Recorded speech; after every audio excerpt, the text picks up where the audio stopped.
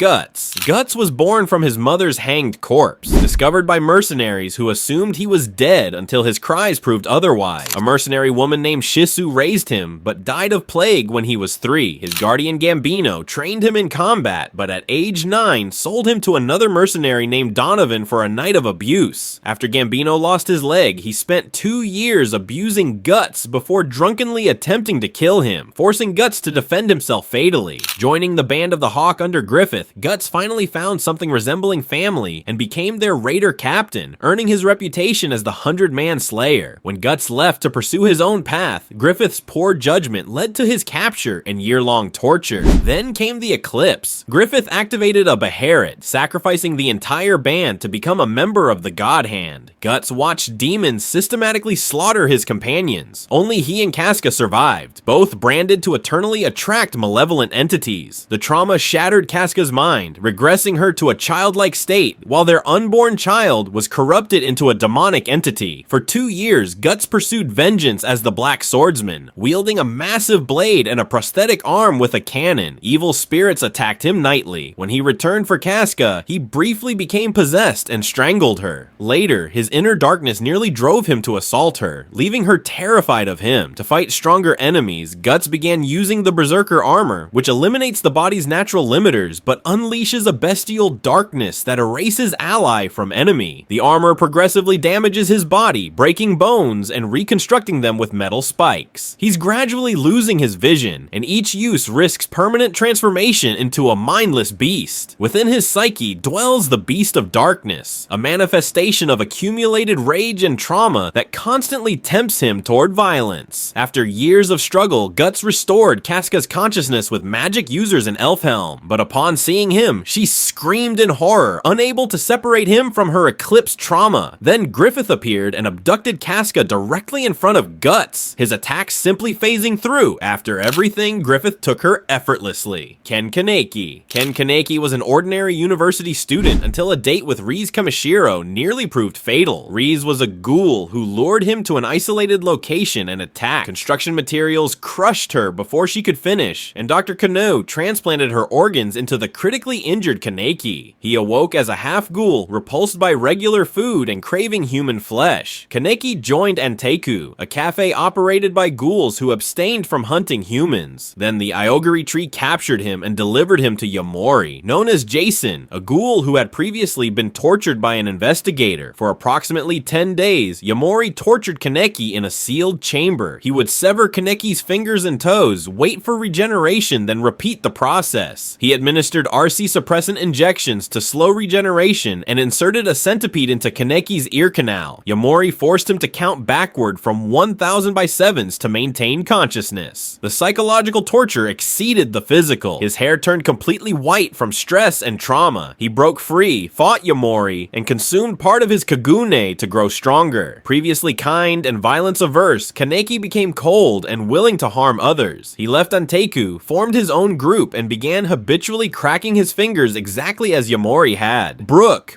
sailed with the Rumbar pirates about 50 years before the main story. They befriended a baby whale named Laboon and promised to return after their journey. Then the entire crew contracted a deadly plague while sailing through the Florian Triangle. Brook watched all his friends die one by one from the disease. Before dying, they recorded one final song for Laboon, playing music while literally dying around him. Then Brook died too. Brook had eaten the Yomi Yomi no Mi devil fruit that grants one chance to return to life. When his soul tried to return, he got lost in the thick fog. By the time he found his body, nothing remained but bones. His entire body had decayed to a skeleton with only his afro intact. For the next 50 years, Brook was completely alone on a ghost ship drifting through the fog, unable to die again. He spent half a century with nothing but the bones of his dead crewmates for company, trapped in isolation with the promise to Laboon weighing on him. Brook stayed optimistic and kept his sense of humor through all of it, making skeleton jokes and playing music to corpses, a coping mechanism for crushing loneliness and despair. He admits there were times he wanted to give up, but he couldn't because he was already dead. Hyakkimaru's father, feudal lord Daigo Kagamitsu, made a pact with 12 demons for prosperity. The price was his newborn son's body. When Hyakkimaru was born, the demons took his skin, eyes, ears, nose, arms, legs, and voice. His father ordered the infant killed, and he was thrown into a river. A doctor named Jukai found and raised him, creating artificial body parts so he could function. Growing up, Hyakkimaru couldn't see, hear, smell, taste, or speak. He experienced the world only through sensing souls as colored flames, living in complete sensory deprivation. Hyakkimaru's life became a quest to kill the 12 demons and reclaim his body parts. Each time he kills a demon, he regains one piece but loses one demonic power. When he gets his ears back, sound is overwhelming. When he regains pain, every injury suddenly hurts. The first person to show him genuine compassion was Mio, a girl who sang to him and cared for orphaned children. He fell in love with her. Then soldiers from his father's army killed Mio and all the children. Hyakkimaru went on a rampage and slaughtered them mercilessly. The full truth was worse. His father's land prospered because of the demonic pact. Every body part Hyakkimaru reclaims causes disasters in the territory. His younger brother Tahomaru, who grew up with their father's love, sees Hyakkimaru as a threat. During their confrontation, Tahomaru takes Hyakkimaru's newly regained eyes and transplants them into his own head. Hyakkimaru becomes so consumed by rage that he starts turning into a full demon, slaughtering his father's army without mercy. Only his mother's love brings him back from the edge. She stabs herself to redeem her failures and dies in a collapsing castle. His brother also dies in the incident. In the end, Hyakkimaru is the last surviving member of his family. Subaru Natsuki. Subaru Natsuki was a shut-in who suddenly found himself transported to another world with no explanation. Unlike most isekai protagonists, he received no special powers except return by death. Whenever he dies, he awakens at a previous checkpoint, retaining all memories while everyone else forgets. Every death is real to him. He experiences all the pain and fear. In the first arc, he's disemboweled by an assassin multiple times. He's beaten to death with a mace by Rem and dies from a curse causing him to vomit blood. Subaru cannot tell anyone about return by death. The Witch of Envy forbids it. When he attempts to explain, shadowy hands squeeze his heart. If he pushes harder, the person he's telling gets hurt instead. He's completely alone with this burden, watching people die, then seeing them alive again while knowing exactly what's coming. One of his worst deaths occurs when the Great Rabbit, a swarm of countless white rabbits, consumes him alive, eating him piece by piece while he remains conscious. Lucy. Lucy was born a Diclonius, a rare human mutation with small horns and invisible arms called vectors that can cut through almost anything. Abandoned as a baby, she ended up in an orphanage where children constantly bullied her for her horns. She found a stray puppy that became her only friend. She made the mistake of telling another girl about it. A group of boys found the puppy and beat it to death directly in front of her. Something inside her snapped. Her vectors activated and she killed everyone in that room. She was still a child. Later, she met a kind boy named Koda at a festival and developed feelings for him. But when she saw him with his cousin Yuka, her unstable mind led to something terrible. She attacked the train carrying Kuta's family and killed his father and little sister. Lucy was eventually captured and spent years as a test subject in a research facility, locked up with a heavy metal helmet, treated as an object rather than a person. During her escape, she's shot in the head. The bullet damages her brain, creating a split personality called New, innocent, childlike, with no memory of Lucy's actions. Kuta finds New and takes her in, not recognizing her as the girl who killed his family. Nayu doesn't remember, but Lucy is still inside, remembering everything. Lucy never got to be normal. The world treated her as a monster before she ever became one. Rika Furude. Rika Furude looks like an adorable little girl, but is mentally over 100 years old, trapped in a time loop repeating the same weeks of June 1983. Every loop ends in tragedy. Either she dies, everyone dies, or both. Then she wakes back at the beginning. The loops exist because of Hanyu, a deity who turns back time when Rika dies. After hundreds of loops, this gift has become a curse. There's a disease in Hinamizawa called Hinamizawa syndrome that causes people to become violent and homicidal when triggered. Rika has watched her friends succumb to this syndrome in every combination. She's seen Keiichi beat people to death, Shion torture and kill multiple people, and Reina take hostages. These are her friends. In the next loop, they remember nothing while she remembers everything. Rika herself dies in brutal ways. She's been stabbed, beaten, disemboweled, and injected with drugs. In one loop, her stomach is cut open and her intestines pulled out while she's alive. The worst part is knowing it will happen again. She acts cute and cheerful while inside she's exhausted and broken. She drinks wine alone and speaks in a completely different voice when no one's around. Tired, cynical, after 100 years of loops, hope is hard to maintain. In the sequel series, she discovers the cycle continues even after she thought she escaped. Hi Enma. Hi Enma looks like a teenage girl, but is over 400 years old. She was born in feudal Japan, where her village had a cruel tradition, sacrificing a child to the mountain god for good harvests. Hi was chosen. A boy named Sentaro promised to protect her, but when the time came, he participated in burying her alive. Hi was conscious underground, clawing at the dirt, suffocating slowly in darkness. Betrayed by the one person she trusted, her hatred did not end with death. Hai came back and set the entire village on fire, killing everyone including her own parents. As punishment, she was condemned to become the Hell Girl for eternity. There's a website called Hell Correspondence, accessible at midnight by people holding strong grudges. If someone submits a name, Hai offers them a straw doll. Pull the string and their target goes to hell immediately. But when the requester dies, they also go to hell. Hai cannot refuse these requests. She must carry out vengeance whether she wants to or not. For over 400 years, she's witnessed the worst of humanity, people using her service out of jealousy, greed, and petty grudges. She has to fulfill them all. Her existence as Hellgirl is her eternal sentence. She cannot rest, cannot move on, cannot escape. She's stuck repeating the same role forever, watching humans destroy each other while being forced to help them do it. Hi Enma is both the torturer and the tortured.